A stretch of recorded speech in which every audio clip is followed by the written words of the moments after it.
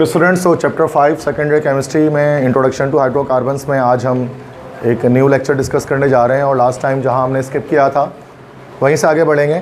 हमने अल्कीन्स के टॉपिक को स्टार्ट किया था कि जब दो कार्बन के बीच में डबल बॉन्ड्स मौजूद होते हैं तो अल्कीन्स के अंदर आज हम डिस्कस करेंगे उनकी रिएक्टिविटी को, उनके रिएक्शंस को।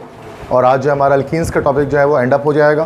फिर उसके बाद हम नेक्स्ट क्लास में, मतलब कल की क्लास में इंशाल्लाह हम लोग जो है वो अल्काइंस को स्टार्ट करेंगे। ठीक है, ट्रिपल बॉन्ड। तो आज हमें अल्कीन्स के केमिकल रिएक्शंस को देखना है और जो काफ़ी इंपॉर्टेंट है और काफ़ी सारे हैं। तो आज हम रिएक्शंस को करना सीखेंगे, ख़ासतौर पे अल्कीन्स के रिएक्शंस को। They are so much easy, but ये है कि कॉन्सेप्ट लगाना पड़ेगा, ध्यान देना पड़ेगा। जो कुछ मैं बता रहा हूँ उन पर रट्टा लगाने वाले जैसी कोई चीज़ नहीं है, सिर्फ मैकेनिज़म्स है, रिएक्शंस हैं जो आप एक बार अगर क्लासरूम में ठीक तरह से समझ लें तो फिर कोई मसला नहीं होगा आगे बोर्ड एग्जाम में आपको इसको सॉल्व करने में। तो आज हम देखेंगे रिएक्शंस ऑफ अल्कीन्स, अल्कीन्स के रिएक्शन। अल्कीन्स किस तरह से रिएक्शन करते हैं। अल्कीन्स किसे कहा जाता है, आप सारे स्टूडेंट जानते हैं कि अगर कार्बन कार्बन के बीच में किसी भी एक जगह पर कहीं पर डबल बॉन्ड आ जाए तो उसको हम लोग अल्कीन कहते हैं। किसी भी एक जगह पर डबल बॉन्ड आ जाए या पाई बॉन्ड आ जाए तो उसको अल्कीन कहा जाता है। तो अल्कीन्स रिएक्शंस किस तरह से करते हैं, अल्कीन्स की रिएक्टिविटी क्या होती है। लास्ट टाइम हमने पढ़ा था अल्कीन्स को प्रिपेयर किस तरह से करते हैं। तो दो तरीके हमने प्रिपरेशन के पढ़े थे उसके अंदर। ठीक है, एक तो अल्कोहल की डिहाइड्रेशन से बनाया था हमने, और एक हमने डिहाइड्रो हैलोजिनेशन की थी, अल्काइल हैलाइड की। These were the two methods by which we prepared alkene. ठीक है, और आज हम पढ़ेंगे वो जो अल्कीन के केमिकल रिएक्शंस के, अल्कीन किस तरह के रिएक्शंस करते हैं। तो बहुत सारे रिएक्शंस करते हैं, क्योंकि अल्कीन्स जो है ना बेटा, अल्केन्स से ज़्यादा रिएक्टिव होते हैं। अल्केन्स पैराफिन्स होते हैं, they are less reactive because of the presence of sigma bond. जबकि अल्कीन्स जो है ना बेटा वो हाईली रिएक्टिव होते हैं। रीज़न क्या होता है, रीज़न होता है उनके अंदर पाई बॉन्ड का मौजूद होना, जो कि टूट जाता है, जिसकी वजह से इनकी रिएक्टिविटी बढ़ जाती है। और जब इनकी रिएक्टिविटी बढ़ती है तो उसका मतलब वो बहुत सारे रिएक्शन करते हैं। दैट्स वाई इतने सारे रिएक्शन हमारे पास अल्कीन करेंगे, जो अल्केन नहीं कर रहा था। अल्केन सिर्फ एक हम देख रहे थे कि सब्स्टिट्यूशन कर रहा था बस, और कुछ नहीं। तो alkenes are more reactive than alkanes. Alkenes alkanes के मुकाबले में ज़्यादा रिएक्टिव होते हैं। क्यों? Due to the presence of pi bond, pi bond की मौजूदगी की वजह से। और पाई बॉन्ड जो है कैसा बॉन्ड होता है भाई, वीक बॉन्ड होता है। वीक बॉन्ड होता है, आराम से ब्रेक डाउन हो जाता है, चूँकि पैरेलल ओवरलैपिंग ज़्यादा वीक होती है। इसको हमने फर्स्ट ईयर में चैप्टर 3 में पढ़ा है केमिकल बॉन्डिंग के अंदर ना। तो उसमें हमने पढ़ा था कि सिग्मा बॉन्ड स्ट्रॉन्ग होते हैं और पाई बॉन्ड वीक होता है। एटलीस्ट इतना हमने इसके बारे में जाना था फर्स्ट ईयर में। तो पाई बॉन्ड चूँकि वीक होते हैं, जल्दी टूट जाते हैं, और जब ये बॉन्ड जल्दी टूटता है तो इसलिए रिएक्टिविटी भी ज़्यादा देता है, रिएक्शंस भी ज़्यादा करते हैं। Alkanes undergo addition reaction. Alkane कौन से रिएक्शन करते हैं, एडिशन रिएक्शन करते हैं। सॉरी, गलत कह दिया मैंने, this should be alkenes. Alkanes तो सब्स्टिट्यूशन करते हैं, यहाँ सही कर लें, alkenes. Okay, alkenes undergo addition reaction. Alkene addition reaction करते हैं। कैसे? Due to the presence of pi bond, pi bond की मौजूदगी की वजह से और उनके अनसैचुरेटेड बिहेवियर की वजह से अल्कीन्स एडिशन रिएक्शन करते हैं। एडिशन रिएक्शन में क्या होता है, जैसे इससे पहले हमने अल्केन्स का पढ़ा था, वो सब्स्टिट्यूशन करते थे। सब्स्टिट्यूशन में क्या होता था कि एक हाइड्रोजन हट जाता था और हाइड्रोजन के हटकर उस पर कोई सब्स्टिट्यूएंट आकर अटैच हो जाता था, जैसे हैलोजिन, क्लोरीन, ब्रोमीन। यहाँ पर कोई चीज़ निकलेगा नहीं अल्कीन के अंदर से, बल्कि एक पाई बॉन्ड के टूटने से क्या उसमें चीज़ें ऐड हो जाएंगी आकर। दैट्स वाई इसको हम लोग कहते हैं एडिशन रिएक्शन, क्योंकि इसमें पाई बॉन्ड टूटता है और जाकर इसमें बाकी चीज़ें जो भी एलिमेंट है जाकर इसमें ऐड हो जाता है। Pi bond breaks down in addition reaction. अगला पॉइंट कि एडिशन रिएक्शन जब भी होता है तो पाई बॉन्ड उसमें टूट जाता है, ब्रेक हो जाता है वीक होने की वजह से। And two sigma bonds are form by the pi bond cleavage. और एक पाई बॉन्ड के टूटने से याद रखिएगा कि दो सिग्मा बॉन्ड की फॉर्मेशन होती है। अब ये देखेंगे हम किस तरह से एक पाई बॉन्ड टूटता है तो दो सिग्मा बॉन्ड बनता है एडिशन रिएक्शन के अंदर। मैकेनिज्म क्या होता है इस रिएक्शन का, इसका मैकेनिज्म होता है इलेक्ट्रोफिलिक एडिशन मैकेनिज्म। अब एडिशन मैकेनिज्म ही हमारे पास तीन तरह के होते हैं। जैसे सब्स्टिट्यूशन रिएक्शन हमने पढ़ा था, फ्री रेडिकल सब्स्टिट्यूशन भी होती है, इलेक्ट्रोफिलिक सब्स्टिट्यूशन भी होती है, और निकोलोफिलिक सब्स्टिट्यूशन भी होती है।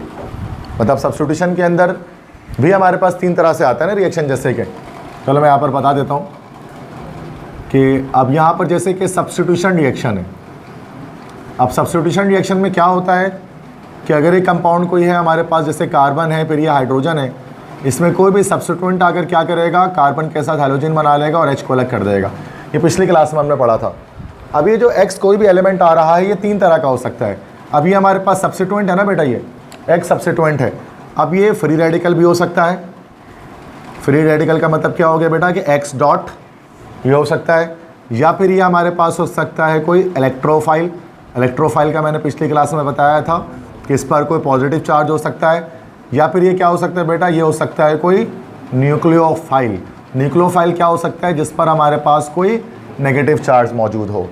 तो ये तीनों ही सब्स्टिट्यूशन रिएक्शन होंगे। बट मैकेनिज्म के लिहाज से एक फ्री रेडिकल सब्स्टिट्यूशन कहलाएगा, एक इलेक्ट्रोफिलिक सब्स्टिट्यूशन कहलाएगा, एक न्यूक्लियोफिलिक सब्स्टिट्यूशन कहलाएगा। क्योंकि ये एक्स पर डिपेंड करेगा, जो सब्स्टिट्यूएंट पर डिपेंड करेगा कि जो सब्स्टिट्यूशन जाकर अटैच होने वाली है वो इटसेल्फ क्या है, फ्री रेडिकल है, इलेक्ट्रोफाइल है कि न्यूक्लियोफाइल है। बिल्कुल इसी तरह से जब हम ऑर्गेनिक केमिस्ट्री के अंदर जब हम एडिशन रिएक्शंस को देखते हैं, ठीक है, देखो ऑर्गेनिक केमिस्ट्री अब आपको आसान लगनी चाहिए, चूंकि आप पूरे एंड तक ऑर्गेनिक केमिस्ट्री चलने वाली है पूरे कोर्स में। इनऑर्गेनिक खत्म हो गया 1-2 चैप्टर, तो उसके बाद 3, 4, 5, 6, 7, 8, 9, 10 सब ऑर्गेनिक केमिस्ट्री चल रहा है हमारा। तो आपको आसान कुछ ना कुछ करके लगना है इसको, नहीं तो ये पूरी केमिस्ट्री इसी तरह चलती रहेगी आगे, और आपको आगे जाके एक भी चैप्टर समझ में नहीं आएगा अगर आप कॉन्सेप्ट नहीं बनाओगे अगर अभी, ठीक है। तो एडिशन रिएक्शन की जब बात करें तो उसमें क्या होगा कि जैसे कार्बन डबल बॉन्ड कार्बन है, एडिशन रिएक्शन तो बात है पाई बॉन्ड टूटने से होगी। और जब ये पाई बॉन्ड टूटेगा और उसमें जाकर फिर कोई एक्स अटैच हो जाएगा, जैसे कि कोई भी अटैच हो सकता है, एक्स अटैच हो सकता है। अभी एक्स जो अटैच होगा ये 3 तरह का हो सकता है, ये भी अभी फ्री रेडिकल भी हो सकता है, या इलेक्ट्रोफाइल भी हो सकता है पॉजिटिव चार्ज वाला, न्यूक्लियोफाइल भी होता है नेगेटिव चार्ज वाला। इसके लिहाज से हम बात कर सकते हैं कि भाई ये फ्री रेडिकल एडिशन है, इलेक्ट्रोफिलिक एडिशन है या न्यूक्लियोफिलिक एडिशन है। तो जैसे ये 3 टाइप्स की होते हैं तो ये भी 3 टाइप्स के होते हैं। फ्री रेडिकल सब्स्टिट्यूशन हमारे पास जो है ना वो कौन करते हैं, हमारे पास अल्केन्स करते हैं, जो हमने पिछली क्लास में पिछले हफ्ते पढ़ लिया है, ठीक है। इलेक्ट्रोफिलिक सब्स्टिट्यूशन हम लोग आगे पढ़ेंगे इसी चैप्टर के अंदर, बेंजीन वो करता है, कैसे होता है ये आगे की बात है इसी चैप्टर में। न्यूक्लियोफिलिक सब्स्टिट्यूशन हमारे पास करते हैं, अगला चैप्टर आएगा चैप्टर नंबर 6 हमारे पास अल्काइल हैलाइड्स एंड अमाइंस। तो अल्काइल हैलाइड्स जो हमारे पास होते हैं वो न्यूक्लियोफिलिक सब्स्टिट्यूशन करते हैं। बिल्कुल इसी तरह एडिशन रिएक्शन की जब बात करें तो इलेक्ट्रोफिलिक एडिशन हमारे पास कौन करता है बेटा, ये हमारे पास करता है अल्कीन, चाहे अल्कीन हो चाहे अल्काइन हो, ये हमारे पास करता है इलेक्ट्रोफिलिक एडिशन। और न्यूक्लियोफिलिक एडिशन हमारे पास करेगा, आगे जाकर हम लोग कंपाउंड्स को पढ़ेंगे, एल्डिहाइड को पढ़ेंगे, तो एल्डिहाइड हमारे पास न्यूक्लियोफिलिक एडिशन करते हैं। और फ्री रेडिकल एडिशन हमारे पास बेंजीन के अंदर होती है कि बेंजीन सब्स्टिट्यूशन रिएक्शन भी करता है और बेंजीन एडिशन भी देता है, वो आगे जाकर पढ़ेंगे कि ये क्या डिटेल इसकी आएगी। तो देखा जाए तो मैकेनिज्म अलग अलग है। तो यहाँ पर मैंने क्या बताया कि जो मैकेनिज्म होगा अल्कीन के रिएक्शन का, एडिशन तो वो करेगा लेकिन कौन सी एडिशन भाई, electrophilic addition. Why this is electrophilic addition, चूंकि इलेक्ट्रोफाइल जाकर इस पर अटैक करेगा, इसके डबल बॉन्ड पर अटैक करेगा। अब कैसे, नीचे देखो रिएक्शन मैंने लिख दिया इस चीज़ को समझने के लिए कि because electrophile attacks in the first step, कि इलेक्ट्रोफाइल हमारे फर्स्ट स्टेप पे क्या करेगा, अटैक करेगा। अब जैसे ये हमारे पास आ गया इथीन, इथीन हमारे पास है, ये इसका पाई बॉन्ड है। अब ये पाई बॉन्ड टूटा, पाई बॉन्ड ब्रेक हुआ, जब पाई बॉन्ड ब्रेक होगा तो क्या होगा कि दैट से बात, अच्छा ये हमारे पास कोई रिएजेंट मौजूद है, this is actually a reagent हमारे पास है। अब मान लेते हैं कि जब ये टूटेगा बॉन्ड तो इसमें एक में E+ आ जाएगा, एक में न्यूक्लियोफाइल पे माइनस आ जाएगा, कोई भी एक चीज़ है। तो फर्स्ट स्टेप पे क्या होगा, इलेक्ट्रोफाइल जाकर अटैक करेगा, न्यूक्लियोफाइल के पहले स्टेप पे इलेक्ट्रो, ये बॉन्ड टूटेगा, अब 2 इलेक्ट्रॉन यहाँ पर आ जाएंगे। अब इथीन क्या हमारे पास है, दिस इज इलेक्ट्रॉन रिच, ये इलेक्ट्रॉन रिच हमारे पास है, चूँकि पाई इलेक्ट्रॉन्स इसके पास 2 आ जाएंगे।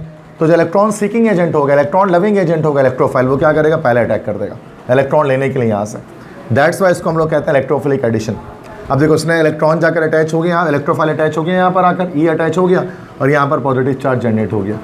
इस आयन का मैंने बताया था, कार्बन पे जब प्लस आयन आता है तो उसको कार्बोनियम आयन कहते हैं या कार्बोकेटाइन भी कहा जाता है। ये एक रिएक्शन इंटरमीडिएट है। अब क्या होगा, नेक्स्ट स्टेप पे फिर क्या होगा, न्यूक्लियोफाइल जाकर अटैक करेगा, तो हमारे पास इस तरह से एक बॉन्ड बन जाएगा, H फिर H, फिर यहाँ पर तो इलेक्ट्रोफाइल है, यहाँ पर न्यूक्लियोफाइल आ जाएगा। तो that's the reason, that's why it is called electrophilic addition reaction. Reason आ सकता है पेपर में कि why alkene undergoes electrophilic addition reaction, तो हम यही बताएंगे, it goes electrophilic addition reaction because electrophile attacks in the first step. क्योंकि जब पाई बॉन्ड टूटेगा तो 2 सिग्मा बॉन्ड बनेगा ना, जो पहला सिग्मा बॉन्ड बनेगा वो इलेक्ट्रोफाइल वाला बनेगा, और दूसरा सिग्मा बॉन्ड जो बनेगा ये वाला सिग्मा बॉन्ड, तो एक सिग्मा बॉन्ड तो आप देख सकते हैं ये बना हुआ है, और दूसरा सिग्मा बॉन्ड जो बनेगा वो क्या बनेगा, न्यूक्लियोफाइल वाला बनेगा। बस समझ में आ गई। तो इलेक्ट्रोफिलिक एडिशन है। और ये सवाल करेंगे लोग आपसे कि इलेक्ट्रोफाइल ही क्यों अटैक करेगा भाई, तो आपको ये बताना है कि सिंस इलेक्ट्रॉन इज, चूँकि इथीन क्या हमारे पास है, इलेक्ट्रॉन रिच है, इसके पास पाई इलेक्ट्रॉन है, तो इलेक्ट्रॉन सीकिंग एजेंट जाकर पहले अटैक करता है इसके पास। बस समझ में आ गई। ये मैकेनिज्म MCQs में आएगा, दैट्स वाई मैं आपको बता रहा हूँ कि मैकेनिज्म एक MCQs आ सकता है कि इथीन अंडरगोज डैश रिएक्शन, ये इस तरह से एमसीक्यूज आ सकता है। तो उसमें 4 ऑप्शन आपको दिया जाएगा A B C D। First option आपको दिया जाएगा कि इलेक्ट्रोफिलिक सब्स्टिट्यूशन, दूसरा दिया जाएगा न्यूक्लियोफिलिक सब्स्टिट्यूशन, तीसरा ऑप्शन आपको दिया जाएगा कि इलेक्ट्रोफिलिक एडिशन। अब ये बड़ा कंफ्यूजन वाला मतलब जिसके कॉन्सेप्ट नहीं होता केमिस्ट्री में वो परेशान हो जाते हैं इस तरह के एमसीक्यूज को देखकर कि ये सब क्या लिखा हुआ है। और न्यूक्लियोफिलिक एडिशन, तो अब जाहिर सी बात है हम पहली बात तो ये जानेंगे चूँकि इथीन है ना तो पाई बॉन्ड तो होगा, तो एडिशन तो सब्स्टिट्यूशन तो करेगा नहीं, ए और बी तो कट गया। अब या तो सी होगा या तो डी होगा, चूँकि इलेक्ट्रॉन रिच होता है हमारा जो इथीन होता है, दैट्स वाई वो इलेक्ट्रोफिलिक एडिशन करेगा। इस पर टिक हो जाएगा एमसीक्यूज में, बात समझ में आ रही है। तो एक इंपॉर्टेंट एमसीक्यूज मैं आपको बता रहा था। अब ये जो इलेक्ट्रोफाइल अगर अटैच हो सकता है ना, ये बहुत सारे रीजेंट से निकल सकता है ना। अब बहुत कुछ अटैच हो सकता है इस E+ के अंदर, हाइड्रोजन, हैलोजन, बहुत कुछ हो सकता है। दैट्स वाई मैंने यहाँ पर डिफरेंट एग्जांपल्स यहाँ पर जो हम करेंगे आज reactions, hydrogenation, halogenation, hydrohalogenation, hydration, halohydration, epoxidation, ozonolysis, polymerization, ये सारे के सारे हमारे पास एडिशन रिएक्शन है। ये 8 के 8 रिएक्शंस में हम देखेंगे कि किस तरह से बेंजीन वो इथीन का पाई बॉन्ड टूट रहा है और टूटने के बाद उसमें जाकर चीज़ें अटैच हो रही हैं। बस समझ में आ गई। तो ये सब चीज़ ऐड करना है हमें यहाँ पे, ये सारे रिएक्शंस हैं, एक एक करके हेडिंग वाइज हमें करना है, सब हेडिंग डाल कर। बुक में भी ऐसा ही है। बस समझ में आ गई यहाँ पे क्या बता रहा हूँ। ठीक है बेटा, फर्स्ट रिएक्शन पे आ रहे हैं, हाइड्रोजनेशन। स्टार्ट करते हैं। सबसे आसान रिएक्शन यही होता है। हाइड्रोजनेशन का मतलब होता है एडिशन ऑफ हाइड्रोजन, हाइड्रोजन को ऐड करना। तो याद रखिएगा एक चीज़ कि जब भी हम कोई भी अल्कीन ले लें, वॉट एवर, कोई भी अल्कीन जब हम लेते हैं और अल्कीन में जब भी हम हाइड्रोजन को ऐड करेंगे, H2 को ऐड करेंगे, तो ये हमेशा किस में कन्वर्ट हो जाएगा, हमारे पास अल्केन में कन्वर्ट हो जाएगा। जब भी अल्कीन में हाइड्रोजन ऐड किया जाता है अल्केन में कन्वर्ट हो जाता है। और ये बेटा रिएक्शन होता है कैटलिस्ट की मौजूदगी में, कैटालाइटिक रिएक्शन होता है। हाई टेम्परेचर पे होगा, कैटलिस्ट की मौजूदगी में होगा। हाई टेम्परेचर होगा तो यहाँ पर जैसे आप डेल्टा बना सकते हैं, ज़रूरत नहीं है कि आप टेम्परेचर मेंशन करेंगे क्या टेम्परेचर, डेल्टा मतलब दैट इज़ हीट, हीट दे रहे हैं आप, ये सिर्फ हीट भी लिख सकते हैं इसके ऊपर, आप टेम्परेचर मेंशन करने की कतई कोई ज़रूरत नहीं है इसके ऊपर। ठीक है, क्योंकि ना मुझे भी याद नहीं रहती है, ना मैं आपसे कहता हूँ कि बेटा आप याद करो, जो चीज़ मुझे नहीं आती मैं आपसे नहीं बोलूँगा आप करो उसको। ठीक है, अब डेल्टा बना दिया, उसके बाद 3 में से एक कैटलिस्ट यूज़ कर सकते हैं। तो निकल यूज़ करते हैं, या तो PT प्लेटिनम यूज़ करते हैं, या PD पैलेडियम यूज़ करते हैं। इन तीनों में से कोई एक कैटलिस्ट यूज़ कर सकते हैं। तीनों में से एक यूज़ करेंगे तो हमारा हाइड्रोजनेशन हो पाएगा। अब यहाँ पर जो निकल होता है ना, निकल एक स्पेशल कैटलिस्ट होता है, इसके ख़ास नाम देते हैं, this is called as Raney's catalyst. इसको हम लोग कहते हैं रेनीस कैटलिस्ट। साइंटिस्ट का नाम था रेनी, उसने बताया था, इसको रेनीस कैटलिस्ट कहा जाता है। This is called hydrogenation. Punjab board के अंदर और फेडरल बोर्ड के अंदर जब हम उसकी बुक्स पढ़ते हैं तो उसके अंदर इस रिएक्शन को ख़ास एक नाम भी दिया जाता है। ऐसे ही मैं बता रहा हूँ कि अगर कोई नस्ट के टेस्ट की तरफ जाएगा आगे जाकर, तो नस्ट में ज़ाहिर से पता है फेडरल बोर्ड से आता है सारा, तो उसको नाम दिया जाता है सबेटियर-सैंडर्स रिएक्शन। अगर आप NED में एडमिशन लेना चाहते हैं या फिर डाउ मेडिकल में, तो फिर आपको ज़रूरत नहीं इस नाम को याद करने की, बट फेडरल बोर्ड में या पंजाब बोर्ड में उसको सबेटियर-सैंडर्स रिएक्शन भी का नाम भी दिया जाता है। साइंटिस्ट का नाम था जिसने उसको बताया था। कराची में हम लोग सिर्फ उसको हाइड्रोजनेशन कहते हैं, जिसमें अल्कीन में हाइड्रोजन ऐड होता है। अब देखो एक रिएक्शन कर लेते हैं। अल्कीन लिया हमने, कोई भी अल्कीन ले लेते हैं, जैसे कि इथीन ले लेते हैं, C2H4 बेटा। ठीक है, इसमें हाइड्रोजन ऐड करना सिंपली H2। हाई टेम्परेचर यानी कोई एक कैटलिस्ट यूज़ कर सकते हैं। मैं नॉर्मली क्या करता हूँ, निकल यूज़ करता हूँ हमेशा। आप देखेंगे अक्सर सर निकल यूज़ करते हैं, आप ये दोनों भी यूज़ कर सकते हैं। ये हमारे पास इथीन, तो होगा क्या बेटा, सिर्फ एडिशन होनी है, ऐड हो जाना है। 4 हाइड्रोजन था, 4 में 4 + 2, 2 हाइड्रोजन ऐड हो जाएगा तो क्या हो जाएगा, कितना आसान इक्वेशन है, चेक करो, C2H6 बन जाएगा। और C2H6 क्या होता है, इथेन होता है हमारे पास।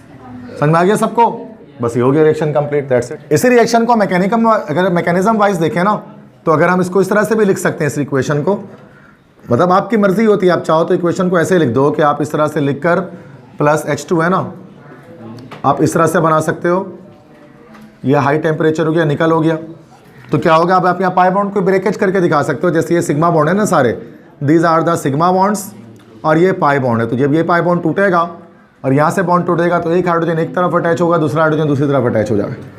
ठीक है, इससे क्या हमारे पास होगा, तो देखो अभी भी इथेन की फॉर्मेशन हो रही है ना भाई, आप देख सकते हैं। तो जो ऊपर मैंने लिखा है वो तो फॉर्मूले की सूरत में लिख दिया है, और नीचे मैंने इसी इक्वेशन को स्ट्रक्चर वाइज कर दिया है, तो there is no difference, same चीज़ें इस तरह से हो जाएंगी हमारे पास कि लाइक जैसे कि हमारे पास ये इथीन था, तो इथीन दोबारा से हमारे पास जो है बच्चों क्या बन गया, इथेन बन गया। तो it depends upon you what ever you like, कि आप चाहो तो ऐसे कर लो, चाहे ऐसे, जिसको जैसे आसान लगे।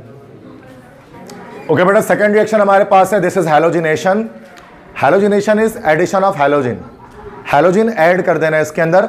अब हैलोजिन से मुराद आप जानते हैं बेटा कौन से, भाई 7A ग्रुप के एलिमेंट्स, जो भी 7A ग्रुप के एलिमेंट्स होते हैं उनको हम हैलोजिन्स कहते हैं, like chlorine, bromine, iodine. Fluorine इसके अंदर ऐड नहीं करेंगे, ठीक है, या तो क्लोरीन या तो ब्रोमीन या तो आयोडीन तक ऐड हो सकता है। फ्लोरीन की बहुत हाई रिएक्टिविटी होती है, तो हम क्लोरीन, ब्रोमीन, आयोडीन में से कोई एक ऐड करके देख सकते हैं इसके अंदर। This is called halogenation.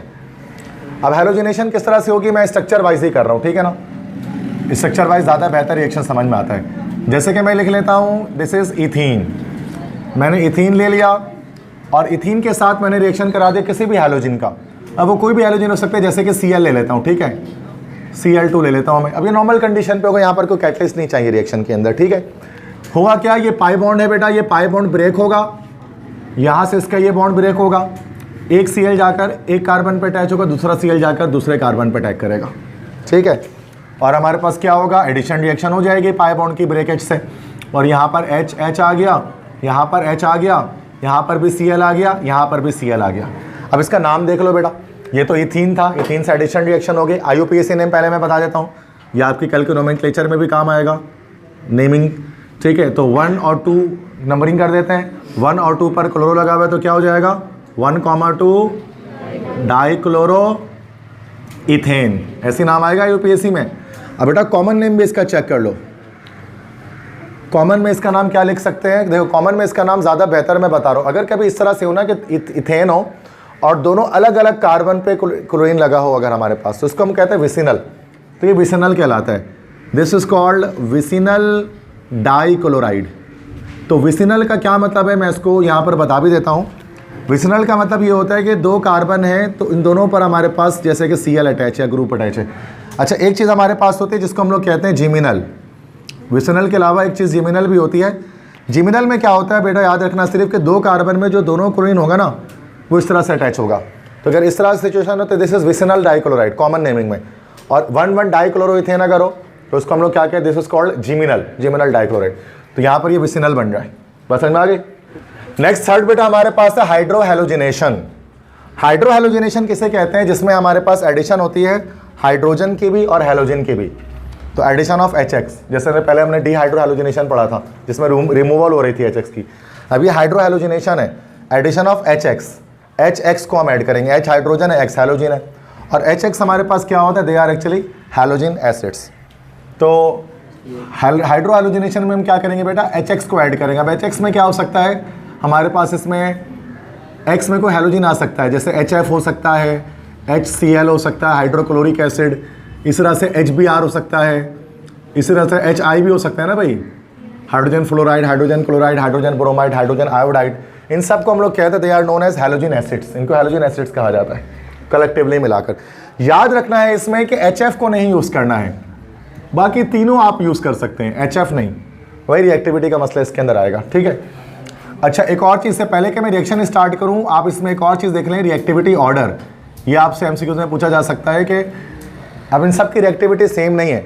याद रखना है कि मैंने आपको बताया था इससे पहले चैप्टर 1 के अंदर reactivity order of hydrogen halides, तो वहाँ मैंने पूरी डिटेल में आपको बताया था, लेक्चर पढ़ा होगा वीडियो का, कि HI मोर रिएक्टिव होता है HBr से और HBr मोर रिएक्टिव होता है HCl से। याद आया कुछ, ठीक है, इनके रिएक्टिविटी के लिहाज से। तो HI की रिएक्टिविटी ज़्यादा होता है, HI फास्टेस्ट रिएक्शन करेगा इन तीनों में से, और HCl स्लोएस्ट रिएक्शन करेगा। अब रिएक्शन करके देखते हैं, ठीक है, लिखना नहीं अभी, सिर्फ समझे अभी इसको। हाइड्रोजन, उसके बाद डबल बॉन्ड कार्बन, हाइड्रोजन आ गया, फिर हाइड्रोजन आ गया, ठीक है।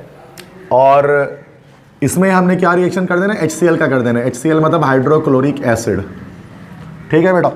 अब देखो पाई बॉन्ड टूटेगा, ये रहा पाई बॉन्ड टूटेगा, तो यहाँ और यहाँ एक बॉन्ड बनेगा, 2 सिग्मा बॉन्ड, ये बॉन्ड टूटेगा, इलेक्ट्रॉन सारे इस तरफ आ जाएंगे क्लोरीन की तरफ, तो नेगेटिव चार्ज पार्शियली क्रिएट हो जाएगा, यहाँ पार्शियली पॉजिटिव क्रिएट हो जाएगा।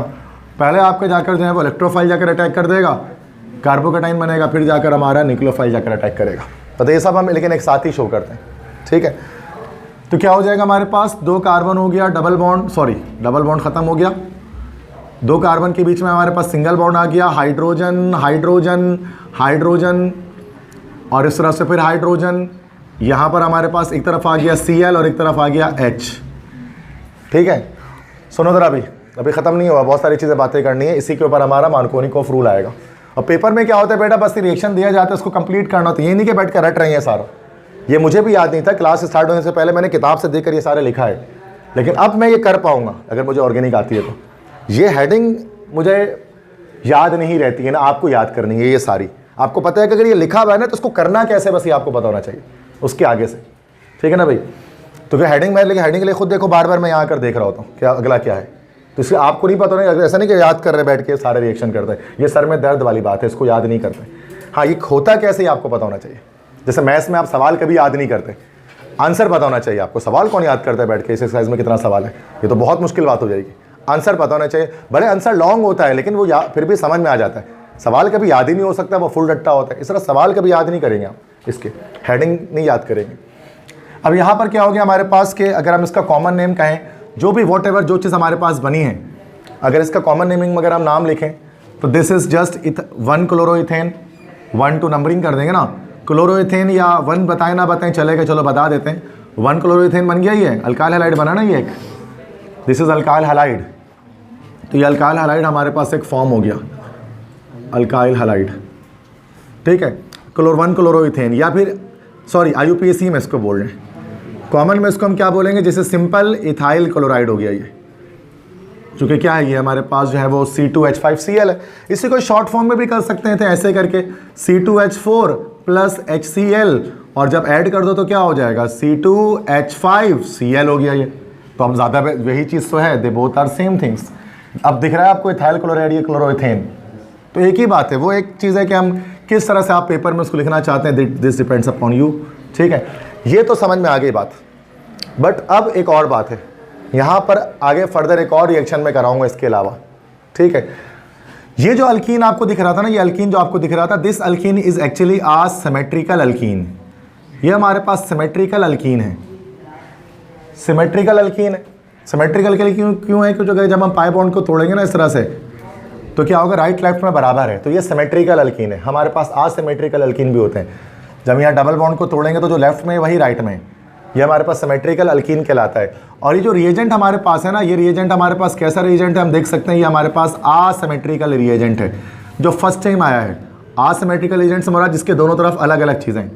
इससे पहले देखो हमने H2 किया था, दोनों तरफ HH था, हेलोजिनेशन किया था, दोनों तरफ Cl था। यहाँ पर लेकिन हाइड्रो हेलोजिनेशन कर, एक तरफ H एक तरफ Cl है, तो ये असिमेट्रिकल एक रिएजेंट है, नॉन सिमेट्रिकल है, और ये सिमेट्रिकल है। अब बात क्या होती है, अगर हम यहाँ पर अगर हम असिमेट्रिकल अल्कीन अगर हम यूज़ कर लें, जैसे कि प्रोपीन यूज़ करते हैं, देखो CH3, उसके बाद carbon, hydrogen, double bond carbon, hydrogen CH2। ठीक है, हमने इस तरह से यूज़ कर लिया। अब आपको पता है दिस इज प्रोपीन, या इसको हम 1 प्रोपीन कहेंगे, अगर आपको इसकी IUPAC नेमिंग आती है, 1 2 3, 1 प्रोपीन है ये। अब 1 प्रोपीन जो हमारे पास है, दिस इज असिमेट्रिकल अल्कीन। बस समझ में आ रही है, असिमेट्रिकल अल्कीन। अब क्यों है भाई असिमेट्रिकल अल्कीन, ये कि जब हम इसको यहाँ से तोड़ेंगे, यहाँ से हम इसको ब्रेक करेंगे, तो क्या जो राइट में है वो लेफ्ट में नहीं है, राइट में CH2 है, लेफ्ट राइट में CH3 है, ये हो गया असिमेट्रिकल अल्कीन। अब असिमेट्रिकल अल्कीन में अगर हम कोई असिमेट्रिकल रिएजेंट को ऐड करें तो अब मर्जी नहीं होगी हमें। अभी तो मर्जी थे ना, या बॉन्ड तोड़ा तो कहीं पर भी H और कहीं पर भी Cl लगा लें, इससे कोई फ़र्क नहीं पड़ता है। मतलब आप इस बॉन्ड को ऐसे भी बना सकते थे, आप चाहते थे तो आप इसको ऐसे भी बना सकते थे, 2 कार्बन इस तरह ले लिया, हाइड्रोजन हाइड्रोजन हाइड्रोजन, आप चाहो तो H यहाँ लगा दो, Cl यहाँ लगा दो, फ़र्क नहीं पड़ता। मतलब Cl आप इस कार्बन पे अटैच कर लो, इसमें अटैच कर लो, कोई फ़र्क नहीं पड़ता, दोनों करेक्ट हैं। लेकिन अगर यही हमारे पास असिमेट्रिकल अल्कीन आ जाए तो उसमें क्या होगा, उसमें जब हम एडिशन करेंगे तो यहाँ पर एक ख़ास एक रूल फॉलो होगा, जिसको हम लोग कहते हैं, this is called that is Markovnikov's rule, या मार्कोनिकोव्स रूल इसको हम कहते हैं। रशियन एक साइंटिस्ट था मार्कोनिकोव, जिसने बताया था उसको। मार्कोनिकोव रूल क्या कहता है, रशियन साइंटिस्ट था, रूसी साइंसदान था, कहता था when are non symmetrical alkene undergoes addition reaction, ये वाला, the negative part of attacking reagent is added to that double bonded carbon atom which has laser number of hydrogen atom, मतलब negative part वहां जाकर attach होगा जहां पर कम hydrogen होंगे। मर्जी नहीं होगी अब यहाँ पर, क्योंकि यहाँ पर देखो यहाँ बॉन्ड टूटा तो दोनों तरफ दो हाइड्रोजन थे, मसला नहीं था। लेकिन ये असिमेट्रिकल एल्कीन है, जब यहाँ पर जब हम पाई बॉन्ड को तोड़ेंगे तो यहाँ पर 2 हाइड्रोजन है, यहाँ पर 1 हाइड्रोजन है, तो नेगेटिव पार्ट वहाँ जाकर अटैक करेगा जहाँ पर कम हाइड्रोजन होंगे, मतलब यहाँ अटैक करेगा और ये यहाँ अटैक करेगा। अगर इसको आप उल्टा कर दो ना, आप Cl को यहाँ अटैक कर दो और H को यहाँ, तो ये 0 नंबर आपको मिलेंगे पेपर में। सर ऐसा इसमें क्यों नहीं हुआ, चूंकि ये सिमेट्रिकल, इसमें क्यों हो रहा है, चूंकि ये असिमेट्रिकल एल्कीन है। असिमेट्रिकल एल्कीन कौन से होते हैं, इसमें डबल बॉन्ड के दोनों तरफ ग्रुप्स अलग अलग अटैच होते हैं। अब देखो, अब यहाँ पर कंपाउंड क्या बन जाएगा हमारे पास, CH3, उसके बाद कार्बन हाइड्रोजन, यहाँ पर Cl अटैच हो गया, फिर कार्बन हाइड्रोजन, फिर 3 आ गया।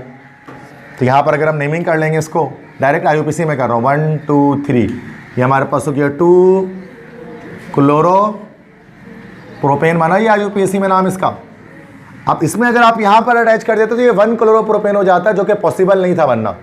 असिमेट्रिकल एल्कीन में जब भी प्रोडक्ट की फॉर्मेशन होती है वो इसी रूल के लिहाज से होती है, as per the Markovnikov's rule. और ये रूल आप पढ़ लें, देखो मैंने यहाँ पर लगा दिया इस रूल को। और कॉमन में इसको हम लोग क्या कहेंगे, दिस इज आइसोप्रोपाइल क्लोराइड, हमने पढ़ा है इसको ना, ये बहुत बार पढ़ लिया पिछले चैप्टर में, और असाइनमेंट कर रहे हो तो वैसे ही पता होगा। दिस इज आइसोप्रोपाइल क्लोराइड, तो ये बनेगा एन प्रोपाइल क्लोराइड, इसके अंदर नहीं बन सकता। बस समझ में आ रही है। तो याद रखिएगा कि जब भी असिमेट्रिकल एल्कीन होगा तो उसमें एडिशन करेंगे किसी असिमेट्रिकल रिएजेंट की, तो क्या होगा, मार्कोनिकोव रूल के तहत होगा। नेगेटिव वाला पोर्शन वहाँ जाकर अटैक करेगा जहाँ पर कम हाइड्रोजन होंगे, और पॉजिटिव वाला वहाँ अटैक करेगा जहाँ पर ज़्यादा हाइड्रोजन होंगे। समझ में आ गई बात सबको, क्लियर है। तो यहाँ थोड़ा सा एक्सटेंडेड था, यहाँ 2 एग्जाम्पल है, एक मैंने ये एक मैंने आपको कराई है, और दूसरा सवाल मैंने ये आपको कराया। 2 हुआ है हाइड्रोहेलोजिनेशन में, एक तो इथीन में सिंपल तरह से हो गया, लेकिन 1 प्रोपीन में सिंपल तरह से नहीं हुआ, बल्कि मार्कोनिकोव रूल के लिहाज से हुआ। क्लियर है। ओके, नेक्स्ट हमारे पास आएगा 4th है, this is hydration. What is hydration, hydration is addition of water, addition of water molecule. Water molecule को ऐड करना है हमें किसमें भाई बेटा, इथीन के अंदर। तो दैट्स वेरी सिंपल। दोबारा से हम करते हैं, हाइड्रेशन मतलब एडिशन ऑफ वाटर है, वाटर को ऐड करना है। हाइड्रेशन देखो, हाइड्रोजिनेशन का मतलब होता है एडिशन ऑफ हाइड्रोजन, और हाइड्रेशन का मतलब होता है एडिशन ऑफ वाटर। अब मैं आपको डिटेल में इसको ऐड करके दिखाता हूँ। जैसे HC, फिर H, फिर ये डबल बॉन्ड C, फिर ये H, ये हमारे पास इथीन आ गया। इस सीन में हमने वाटर को ऐड करना है। वाटर को हमेशा आपको पता है H और OH इस तरह से ब्रेक कर देते हैं। तो वाटर को जब भी लिखा जाता है तो उसको हमेशा कोशिश करें कि H और OH में ब्रेक कर दें, इससे चीज़ें आसान हो जाती हैं। अब H पे प्लस होता है, OH में माइनस होता है, बॉन्ड ब्रेक होगा। आप चुके असिमेट्रिकल सिमेट्रिकल एल्कीन है हमारे पास, तो कहीं पे भी H कहीं पे भी OH अटैच कर दो, फर्क नहीं पड़ता। तो यहाँ पर एक जगह H। अच्छा, अब आगे इसके अंदर भी हम लोग मार्कोनिकोव रूल लगा सकते हैं अगर ये प्रोपीन होता तो, लेकिन अब मैं हर में नहीं कराऊंगा ये काम। मैंने आपको पीछे बता दिया, 3rd पे यही चीज़ 4th पे भी अप्लाई हो सकती है, ठीक है। या क्या पता अभी मैं आपको बता दूं इसके अंदर। अब इसमें क्या होगा कि रिएक्शन में, ये रिएक्शन वाटर जो है ना, वाटर के आइंस डायरेक्टली ब्रेक नहीं होते हैं इस तरह से। अगर वाटर के आइंस को आपको ब्रेक करना है तो आपको इसके लिए सल्फ्यूरिक एसिड चाहिए होता है। सल्फ्यूरिक एसिड क्या करता है, वाटर को आयनाइज कर देता है। कोई भी एसिड डालते हैं तो पानी आयनाइज होता है, वरना वाटर नॉन इलेक्ट्रोलाइट होता है, कभी अपने आइंस में ब्रेक नहीं होता है। इसको आयन में ब्रेक करने के लिए हम लोग डाइल्यूट एक जो है वो सल्फ्यूरिक एसिड यूज़ कर लेते हैं, HCl कोई भी एसिड यूज़ कर लोगे, वो क्या करेगा, इसको ब्रेक कर देगा। अब क्या होगा, बॉन्ड बन जाएगा इसके अंदर। तो HCH, फिर यहाँ पर कार्बन, फिर हाइड्रोजन हो गया, फिर हाइड्रोजन हो गया, फिर एक जगह पर OH आ गया, और एक जगह पर H हमारे पास आ गया। This is what this compound will be called as IUP। अगर ये देखो OH लगा हुआ है ना, अल्कोहल बन गया हमारे पास। दिस इज 1 इथानॉल, जैसे भी इथानॉल भी कह सकते हैं इसको हम लोग। इथानॉल बना ये C2H5OH, OH लगा हुआ है और 2 कार्बन है, तो इथानॉल है। ये IUPAC में नहीं होगा। क्या कॉमन में क्या नाम होगा इसका, इसका नाम कॉमन में हम लोगों ने पढ़ा था इथाइल अल्कोहल। दोनों नाम मैंने लिख दिया कॉमन IUPAC में। चाहो तो आप इसको ऐसे भी बना सकते थे, अगर आपको ऐसे मुश्किल लगा ये, तो C2H4 प्लस H2O, और ये रहा हमारा सल्फ्यूरिक एसिड डाइल्यूट। तो C2 और हाइड्रोजन 4 था, एक और हो जाएगा, तो C2H5OH बन जाएगा। तो ये ऐसे भी बन सकता था, दे आर सेम थिंग्स।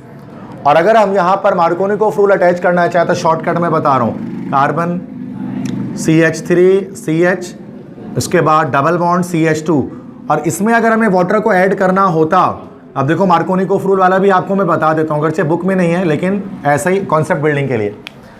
यहाँ पर पाई बॉन्ड टूटेगा, अगर आपको पता है प्लस माइनस, माइनस वाला अटैक करेगा कहाँ पर, जहाँ पर कम हाइड्रोजन है यहाँ पर, और H जाकर यहाँ पर अटैच करेगा। तो ये हमारे पास क्या बन जाएगा, CH3CH और यहाँ पर OH आ गया और यहाँ पर CH3 आ गया। तो यहाँ पर इथानॉल, ये 1 इथानॉल था, लेकिन ये हमारे पास क्या बनेगा, दिस इज 2 इथानॉल या इथन 2 भी लिख सकते हैं इसको। कॉमन में IUPAC में इसको हम लोग बोलेंगे दिस इज आइसोप्रोपाइल अल्कोहल। बात समझ में आ गई। तो यहाँ पर भी आप देख सकते हैं कि मार्कोनिकोफ रूल यहाँ पर हमने अटैच कर दिया, लगा दिया। क्लियर है। यस, यहाँ पर 2 इथानॉल नहीं होगा क्योंकि 3 कार्बन टोटल है। दिस इज 2 प्रोपेनॉल या प्रोपेन 2ऑल। Now this is correct. ठीक। अच्छा बेटा, नाउ क्वेश्चन 5 हमारे पास नेक्स्ट है, 5वां है हेलो हाइड्रेशन।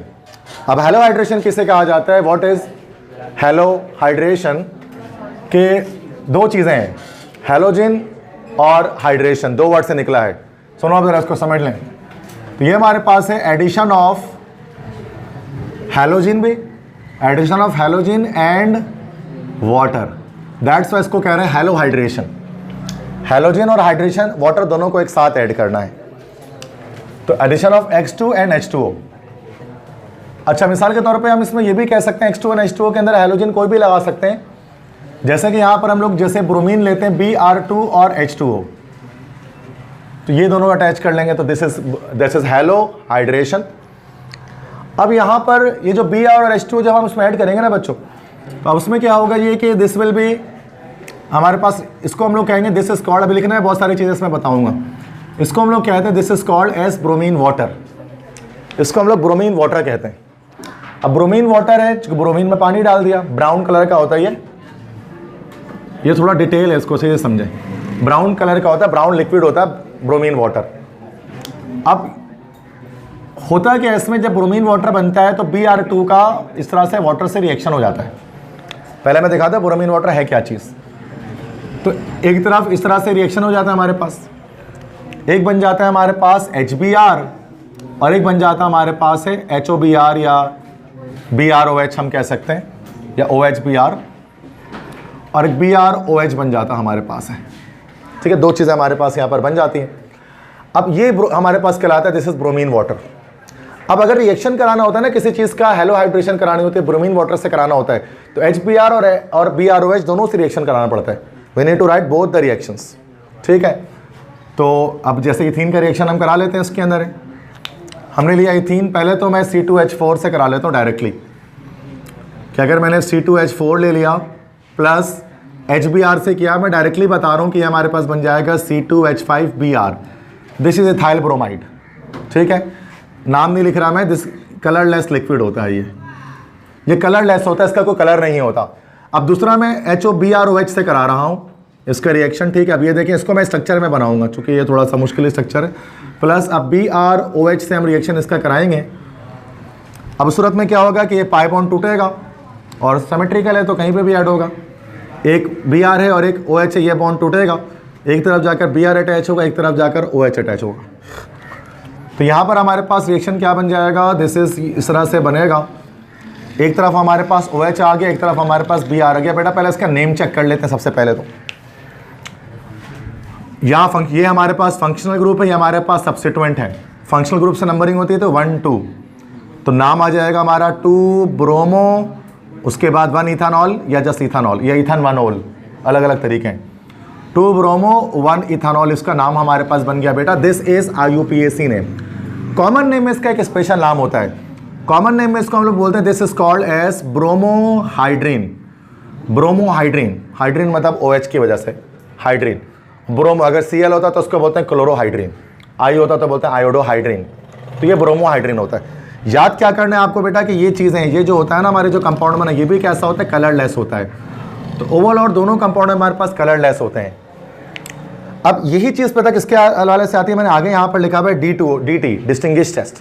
एक इस तरह से भी सवाल आता है, this is the first distinguish test. Distinguish test, distinguish का मतलब होता है फर्क करना। Distinguish test between alkane and alkene, कि आपको अल्केन और अल्कीन दिया जाए तो किस तरह से आप फर्क करेंगे कि कौन सा अल्केन है कौन सा अल्कीन है। जैसे कि अगर हम 2 टेस्ट ट्यूब ले लेते हैं, we are taking the 2 test tubes here. ठीक है, अगर हम 2 टेस्ट ट्यूब लेते हैं, एक टेस्ट ट्यूब में हम डाल लेते हैं लाइक अल्कीन को और एक टेस्ट ट्यूब में डाल लेते हैं अल्केन को। जैसे इसमें डाल लेते हैं C2H4, ये हमारा अल्कीन है, और इसमें डाल लेते हैं C2H6, ये हमारा अल्केन है। और जैसे कि इसके अंदर मैंने इसके अंदर ऐड कर दिया है। अब मुझे नहीं पता, ये दोनों कलरलेस लिक्विड्स हैं, मुझे नहीं पता किसमें क्या है। तो ऐसा आप सेकेंड डे के प्रैक्टिकल में भी अक्सर करते हो, टेस्ट ट्यूब के अंदर बहुत सारे टेस्ट करते हो। तो ये अगर हम इसमें चेक करना है तो बेटा क्या करना पड़ेगा पता है, इसके अंदर और इसके अंदर दोनों के अंदर हम क्या कर देंगे, ब्रोमीन वाटर डाल देंगे। इसमें भी ब्रोमीन वाटर डाल देंगे और इसके अंदर भी ब्रोमीन वाटर डाल देंगे। ब्रोमीन वाटर मैंने आपको बता दिया कि ब्रोमीन में पानी डालते थे तो ब्रोमीन वाटर बन जाता है, तो इसमें भी ब्रोमीन वाटर डाल देंगे। अब ब्रोमीन वाटर का कलर क्या होता है, मैंने इसमें बताया ब्राउन होता है। अब जब ये इथीन में जाएगा ना तो रिएक्शन हो जाएगा, और रिएक्शन करके जो दो कंपाउंड बनेंगे दोनों कंपाउंड कलरलेस होंगे। तो जैसे ही ये मतलब ये जो है ना ब्राउन कलर का लिक्विड जैसे ही इसके अंदर जाएगा ये कलरलेस होना शुरू हो जाएगा, कलर डिसअपियर होना शुरू हो जाएगा ब्राउन कलर। इसका मतलब रिएक्शन हो रहा है, जो कंपाउंड बन रहा है उसका कलरलेस है तो वो कलर कुछ नहीं आएगा। आप इसमें डालते जाओ ब्रोमीन वाटर और ये कलर रिमूव होता रहेगा। यूट्यूब के थ्रू अगर आप किसी वीडियो से भी आप देखना चाहो इसको तो वो करते हुए दिखा देते हैं कि इसमें वो ब्रोमीन वाटर डाल रहे होंगे और इसके अंदर क्या होगा कि कलर रिमूव होता रहेगा। लेकिन यही काम अगर आप अल्केन के अंदर करो तो अल्केन क्या होता है बेटे, रिएक्शन नहीं देता। अब ये कोई रिएक्शन ही नहीं करेगा बल्कि ब्रोमीन वाटर जाके इसके अंदर मिक्स होना शुरू हो जाएगा और पूरा का पूरा ये ना ब्राउन कलर होना शुरू हो जाएगा। ये इससे 100% पता लग जाएगा कि इसके अंदर कोई अल्केन है, इसके अंदर कोई अल्कीन है। तो ये जो टेस्ट हमारे पास होता है ना, डिस्टिंग्विश टेस्ट जिसको हम कहते हैं, ये असल में अनसैचुरेशन टेस्ट है। अनसैचुरेशन टेस्ट मतलब कंपाउंड में अनसैचुरेशन मतलब पाई बॉन्ड मौजूद है कि नहीं इसके बारे में ये बताता है। अब इसमें आप देख सकते हैं कि पॉजिटिव टेस्ट आ रहा है, जबकि यही जो है वो इसके अंदर नेगेटिव टेस्ट आ रहा है हमारे पास ऑब्जर्वेशन के अंदर। मतलब ये रिएक्शन हो जा रहा है, ये वाला रिएक्शन नहीं हो रहा है। अब डिस्टिंग्विश टेस्ट के लिहाज से बात करें तो C2H4 का रिएक्शन जब हम करते हैं ब्रोमीन वाटर से, ब्रोमीन वाटर को आप इस तरह पहले लिख लो शॉर्टकट में, तो अब होगा क्या इसके अंदर के brown colour of bromine water disappears, कि ब्राउन कलर जो होगा ब्रोमीन वाटर का वो डिसअपियर हो जाएगा क्योंकि रिएक्शन हो गया, दैट्स वाई। लेकिन यही अगर आप इथेन ले लेते हैं और इथेन के साथ अगर आप ब्रोमीन वाटर का रिएक्शन कराते हैं तो क्या हो जाएगा कि जो brown colour of bromine water ये डिसअपियर नहीं होगा, तो उसको हम क्या लिखेंगे कि डजंट डिसअपियर या डजंट डिस्चार्ज भी लिख रहे होते हैं बच्चे उसको। तो ये एक तरह की ये वाला जो रिएक्शन है ना, ये अल्केन और अल्कीन के बीच में फ़र्क करने वाला एक रिएक्शन है कि टेस्ट ट्यूब के अंदर आप ब्रोमीन वाटर डाल दोगे तो ये जो होगा वो हेलो हाइड्रेशन कर लेगा, लेकिन ये सैचुरेटेड नेचर की वजह से नहीं करेगा क्योंकि इसमें पाई बॉन्ड है नहीं जो टूटे और जाकर रिएक्शन हो। बात समझ में आ गई? दैट्स वाई मैंने यहाँ पर इसको DT लिखा है कि ये डिस्टिंग्विश टेस्ट है। आप इस तरह लैब में भी जाके DT करोगे, डिस्टिंग्विश टेस्ट करोगे सेकेंड ईयर के प्रैक्टिकल से। बात समझ में आ गई? तो असल जो रिएक्शन है वो पहले यहाँ पर जो मैंने बताया वो ये बताया कि जो है वो ब्रोमीन वाटर क्या चीज़ होती है। यहाँ पर मैंने इथीन से उसका डिटेल में रिएक्शन कर दिया और नीचे मैं बता रहा हूँ कि जो अगर डिस्टिंग्विश टेस्ट करने के लिए आया तो आपको किस तरह से बताना पड़ता है। अब देखिए बेटा छठा रिएक्शन है इपॉक्सीडेशन। इपॉक्सीडेशन में क्या होता है, ऑक्सीजन ऐड होता है, इपॉक्साइड बनेगा। मैं दिखाता हूँ क्या चीज़ होती है वो। रिएक्शन डायरेक्टली स्टार्ट करते हैं। ऑक्सीजन ऐड करना है, O2 ऐड करना है इथीन के अंदर। पहले मैं इथीन बना लेता हूँ। इथीन हमारे पास है CH2 डबल बॉन्ड CH2, यही है ethene, this is ethene. Oxygen add करना है तो मैंने यहाँ पर ले लिया O2, दिस इज ऑक्सीजन। अच्छा, ये जो ऑक्सीजन ऐड होगा ना ये एक कंपाउंड की मौजूदगी में होगा। जरा इसका पहले मैं फॉर्मूला लिखूंगा फिर एक नाम लिखूंगा। फॉर्मूला होगा CH3, अभी लिखना नहीं आप इसको समझो जरा। अच्छा, एक तो CH3 COOH होता है जिसको एसिटिक एसिड कहते हैं। यहाँ पर मैं CH3 COOH लिख रहा हूँ। CH3 और COOH 3 बार ऑक्सीजन है, ये इसकी प्रेजेंस में होगा। अब इसका नाम क्या है, इसका नाम हमारे पास होता है दिस इज कॉल्ड पर एसिटिक एसिड। यहाँ पर ये कैटलिस्ट होता है पर एसिटिक एसिड। अब देखो होता क्या, जैसे आप देखते हैं ना वाटर होता है ना, पानी, वाटर का फॉर्मूला होता है H2O, ये पानी होता है हाइड्रोजन ऑक्साइड। अगर इसमें एक ऑक्सीजन और ऐड कर दो H2O2 तो अब ये क्या हो जाता है, दिस इज हाइड्रोजन पर ऑक्साइड। समझ गए?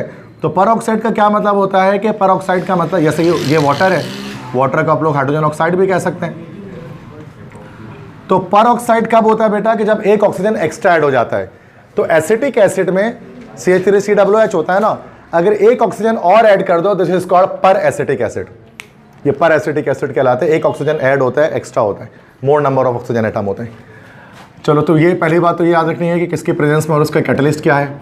अगली चीज़ के फिर से एडिशन रिएक्शन है, पाई बॉन्ड टूटेगा और ऑक्सीजन ऐड होगा। इस बार हमारे पास एक साइक्लिक कंपाउंड बनेगा बेटा। देखो CH2 बॉन्ड CH2 अब ये यहाँ एक इलेक्ट्रॉन और यहाँ एक इलेक्ट्रॉन आ गया बॉन्ड बनाने के लिए, सब जानते हैं, काफ़ी देर से कर रहे हैं। अब ये यहाँ पर एक ऑक्सीजन आ जाएगा हमारे पास। ऑक्सीजन आपको पता है 2 बॉन्ड बनाता है, ऑक्सीजन 2 बॉन्ड बनाता है, क्योंकि लास्ट सेल में इसके 6 इलेक्ट्रॉन होते हैं ना भाई, तो 2 बॉन्ड बनाएगा। एक बॉन्ड ये इस तरह से इसके साथ बना लेगा और एक बॉन्ड यहाँ से ये बना लेगा। ये एक साइक्लिक कंपाउंड बना आपके सामने, साइकिल जैसा। इस कंपाउंड को हम लोग कहते हैं, this compound is called as epoxide. इसको कॉमनली ईपॉक्साइड कहा जाता है। तो इसी कंपाउंड को ईपॉक्साइड कहते हैं। और ईपॉक्साइड क्या होता है, ये हमारे पास एक साइक्लिक ईथर है। ईथर तो आपने पढ़ा होगा बेटा, ईथर मैंने आपको बताया था। ईथर क्या होता है कि ऑक्सीजन के दोनों तरफ अगर रेडिकल अटैच हो जाए तो ये ईथर होता है। और ये अगर साइकिल में ऑक्सीजन के दोनों तरफ रेडिकल अटैच हो, साइकिल बनी हुई है, तो ये हमारे पास क्या है, साइक्लिक ईथर, जिसको हम लोग कहते हैं ईपॉक्साइड। बस समझ में आ गए? तो ये कहलाती है ईपॉक्सीडेशन। अच्छा, बैलेंस करना पड़ेगा सर, ऑक्सीजन तो 2 था, आपने ऐड 1 किया, तो यहाँ पर हाफ लगा के उसको बैलेंस कर लो। क्लियर है? 7th रिएक्शन हमारे पास है ozonolysis. What is ozonolysis? Ozonolysis का मतलब होता है, this is actually what is addition of ozone. Ozone का फॉर्मूला आपको पता है O3 होता है। तो यहाँ पर हम लोग क्या करते हैं, O3 को मतलब ओजोन को ऐड करते हैं किसके अंदर भाई, इथीन के अंदर। इससे पहले हमने O2 ऐड किया है, दिस इज ऑक्सीजन, और ऑक्सीजन का एक एलोट्रोप हमारे पास होता है, दिस इज O3, ओजोन जिसको हम कहते हैं। इसको हम इथीन में ऐड करते हैं, तो दिस इज कॉल्ड ओजोनोलाइसिस। ठीक है, ओजोनोलाइसिस मतलब ओजोन क्या करेगा, बॉन्ड को ब्रेक करेगा। अब देखो किस तरह से रिएक्शन होती है, थोड़ा ये डबल स्टेप का रिएक्शन है, डबल मैकेनिज्म। देखो CH2 double bond CH2 plus O3, ozone से रिएक्शन होता है। इसको समझो, थोड़ा सा मुश्किल रिएक्शन है। अब इसमें क्या होगा, ये दोनों के दोनों बॉन्ड, ये पूरे बॉन्ड इसके ब्रेक हो जाएंगे। ओजोनोलाइसिस क्या करता है, ये पूरे CH2 के सारे बॉन्ड को ब्रेक कर देता है। अब ये भी सारे पाई बॉन्ड के साथ इसका सिग्मा बॉन्ड भी टूट जाएगा। देखना जरा इस रिएक्शन को, थोड़ी मुश्किल मैकेनिज्म है। तो अब बोलोगे सर बॉन्ड खत्म हो गया, CH2। अब इसके पास हमारे पास जो है 2 इलेक्ट्रॉन्स आ गए, जाहिर सी बात है, तो 2 बॉन्ड खत्म हुआ, इसके 2 बॉन्ड खत्म हुए। अब यहाँ क्या होगा कि इधर एक ऑक्सीजन आ जाएगा, इधर एक ऑक्सीजन आ जाएगा, इधर एक ऑक्सीजन आ जाएगा। एक यहाँ से ऑक्सीजन 2 बॉन्ड बनाते हैं, यहाँ से बन जाएगा, फिर यहाँ से एक ऑक्सीजन से बन जाएगा, और यहाँ एक ऑक्सीजन से, इस तरह से बॉन्ड हमारे पास बन जाएगा। ठीक है, एक साइक्लिक कंपाउंड बना। जरा देखो O3 था ना, एक ऑक्सीजन यहाँ, एक ऑक्सीजन यहाँ और एक ऑक्सीजन यहाँ आ जाएगा, इस तरह से बॉन्ड बन जाएगा, और सारे बॉन्ड पूरे हो जाएंगे, 4 बॉन्ड। इस कंपाउंड को हम लोग कहते हैं this compound is called, common name में याद रखो, IUPAC। इसका बहुत मुश्किल नाम होगा, इसको याद नहीं करना है, इसको डायरेक्ट रट्टा मार लेंगे कि ये ओजोनाइड है, डायरेक्ट याद करना पड़ेगा, ओजोनाइड। अब ओजोनाइड जो कंपाउंड होता है ना बेटा, ये बहुत ज़्यादा अनस्टेबल होता है, ये बहुत ज़्यादा अनस्टेबल होता है। अनस्टेबल कंपाउंड होता है, तो उसको स्टेबल कंपाउंड में चेंज करने के लिए, स्टेबिलिटी गेन करवाने के लिए क्या करते हैं, इसको आगे हम लोग इसका रिएक्शन करा देते हैं जिंक से। इसका रिएक्शन जिंक से हो जाता है हाई टेम्परेचर पे। जब जिंक से रिएक्शन होगा तो देखो क्या होगा, अब इसका मैकेनिज्म यहाँ से और टफ होने वाला है मैकेनिज्म, कि जिंक पहले तो ये ऑक्सीजन के साथ निकल जाएगा, जिंक ऑक्सीजन से रिएक्शन करेगा तो बना लेगा क्या हमारे पास, जिंक ऑक्साइड, ZNO। तो चलो भाई जिंक ऑक्साइड बना लिया। अब जिंक ऑक्साइड बनाने के साथ और क्या चीज़ बनेगी, अब यहाँ ये चीज़ें रह गई CH2O CH2, यहाँ ये 2 तरह से ब्रेक हो जाएगा ना, ये मॉलिक्यूल, इधर से ये एक अलग मॉलिक्यूल ब्रेक हो जाएगा और इधर से ये एक अलग मॉलिक्यूल ब्रेक हो जाएगा। तो ये बन जाएगा एक तरफ CH2O और एक बन जाएगा CH2O। अब CH2O क्या चीज़ होती है, अगर आप देखोगे 2 CH2O बन जाएगा। अब CH2O क्या चीज़ होती है, क्या ये, अगर मैं इस तरह से फॉर्मूला लिखूँ तो ये हो रहा है CH2O। इसके कितने मॉलिक्यूल बनेंगे, 2 मॉलिक्यूल बनेंगे। ये अब क्या होगा, ये कंपाउंड हमारे पास अनस्टेबल से ये जो कंपाउंड हमारे पास स्टेबल हो जाएगा। ये एक स्टेबल कंपाउंड है। इसका नाम क्या होता है आप जानते हैं, एल्डिहाइड है ये। क्या ये एल्डिहाइड है, पहला मेंबर एल्डिहाइड का। कॉमन नेम इसका क्या नाम लिखा था हम लोगों ने, दिस इज फॉर्मल्डिहाइड, याद आया कुछ। और IUPAC में इसको क्या कहते हैं अल्कानल के लिहाज से, दिस इज मीथानल। तो इसका मतलब जब भी ओजोन से रिएक्शन कराया जाएगा इथीन का, तो क्या होगा, पहले हमारे पास जो है वो ओजोनाइड बनेगा, 3 ऑक्सीजन के ऐड होने से, ऐड हो गया 3 ऑक्सीजन इसके ऊपर, अनस्टेबल होगा। जिंक से रिएक्शन कराएंगे तो ZNO बन जाएगा और यहाँ से मॉलिक्यूल आधा आधा ब्रेक होकर 2 मिथानॉल या फॉर्मल्डिहाइड के मॉलिक्यूल बना लेंगे। ये कंप्लीट रिएक्शन यहाँ से यहाँ तक हमारे पास कहलाता है ओजोनोलाइसिस। जब आप ओजोन का रिएक्शन कराते हैं, ये न्यू बुक के रिएक्शन है, ओल्ड बुक में नहीं था ये ओजोन से रिएक्शन। ठीक है, ओके बेटा, नेक्स्ट लास्ट इसके बाद रिएक्शन हमारा इथीन का होता है, this is called polymerisation. Polymerisation किसे कहते हैं बेटा, पता है, एक ऐसा प्रोसेस जिसमें मोनोमर्स किस में कन्वर्ट होते हैं? पॉलीमर्स में। इनको कहा जाता है पॉलीमराइजेशन। यहाँ पर हम लोग अल्कीन की पॉलीमराइजेशन करेंगे, मतलब सिंपल भाई इथीन की करेंगे और पॉलीइथीन बनेगा। ऐसा ही है। जैसे देखो ये हमने किया था पिछले चैप्टर में ना, चैप्टर 3 में किया था हमने ये एडिशन पॉलीमराइजेशन। तो यहाँ पर जो पॉलीमराइजेशन होगी वो असल में एडिशन होगी ना बेटा, क्योंकि अल्कीन एडिशन रिएक्शन ही करता है, तो एक तरह से एडिशन रिएक्शन के अंदर ही आ रहा है ना ये, क्योंकि पाई बॉन्ड टूटता है, आप सब जानते हैं एडिशन के अंदर by the cleavage of pi bond. अब जैसे मैंने यहाँ पर बेटा ले लिया क्या, एक इथीन ले लिया मैंने, दिस इज 1 इथीन, इस तरह से लगा लेता हूँ, और एक और इथीन ले लेता हूँ। और ऐसे सिर्फ 2 इथीन नहीं होंगे, there will be millions and billions of ethene molecules will be there, और प्लस डॉट डॉट डॉट लगा लेंगे। ऐसे करते हैं, मतलब ये हमारे पास क्या हो गया, ये हमारे पास एक इथीन हो गया, ये हमारे पास दूसरा इथीन हो गया। और इतने जो बहुत सारी ये इथीन जो हमारे पास मौजूद है, they are actually what, they are monomers. अब इसको पोलीमराइज करना है, तो यहाँ पर एरो बना दिया हमने, और बस हाई टेम्परेचर और हाई प्रेशर ये याद रखना है कि बट टेम्परेचर हाई करेंगे और हाई प्रेशर करेंगे। इस हाई टेम्परेचर हाई प्रेशर पर क्या होगा, जितने भी पाई बॉन्ड हैं इसके सारे लाखों करोड़ों मॉलिक्यूल के इथीन के पाई बॉन्ड टूट जाएंगे, और जब टूट जाएंगे तो सब अब एक एक बॉन्ड बनाने की सलाहियत आगे सबके अंदर। क्या होगा, ये इससे जुड़ेगा, ये इससे जुड़ेगा, और सिर्फ लाखों करोड़ों अरबों खरबों मॉलिक्यूल साथ में आपस में इस तरह कनेक्ट हो जाएंगे। बनाने का टाइम नहीं है, क्लास खत्म हो गया, मैं सिर्फ कुछ ही 2 ही मॉलिक्यूल शो कर रहा हूँ। घर जाके आप अरबों खरबों मॉलिक्यूल बना लेना इसके अंदर।